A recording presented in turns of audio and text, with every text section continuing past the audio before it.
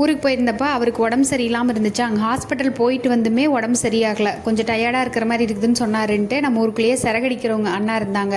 அவங்கக்கிட்ட போய் சிறகடிச்சிட்டு வந்தோம்னா கொஞ்சம் ரெடி ஆகும் அப்படின்னு சொல்லிட்டு அன்றைக்கி நைட்டே ஊருக்கு கிளம்பிட்டோம். மழை பேஞ்சு அன்றைக்கி காலையில் தான் கொஞ்சம் வெயில் அடித்த மாதிரி இருந்துச்சா. இங்கே கேரளாவில் பார்த்திங்கன்னா மழை பெஞ்சிக்கிட்டே இருக்கிறதுனால டைல்ஸு மற்றடை எல்லாமே சீக்கிரமே அப்படியே பூசணம் பூத்த மாதிரி ஒரு மாதிரி கரை பிடிச்ச மாதிரியே இருக்கும் ட்ரெஸ் எல்லாமேவா. சரி, கிச்சனில் இருக்கிற டைல்ஸை வந்து ஃபஸ்ட்டு க்ளீன் பண்ணி விட்டுறலாம் அப்படின்னு சொல்லிட்டு வந்தோடனே ஃபஸ்ட்டு வேலையாக அதை தான் பண்ணிகிட்டு இருந்தேன். அப்புறம் இங்கே முருங்கைக்கீரை மழை பெஞ்சிக்கிட்டே இருக்கிறனால இங்கேருந்து எடுத்து யூஸ் பண்ண வேண்டான்ட்டு ஊர்லேருந்து வரும்போதே வந்து முருங்கைக்கீரையை கொண்டு வந்தாச்சு. கொஞ்ச நேரம் வெளியே வச்சுருந்ததில் அது இலையெல்லாம் தன்னை போல் விழுந்துருச்சா.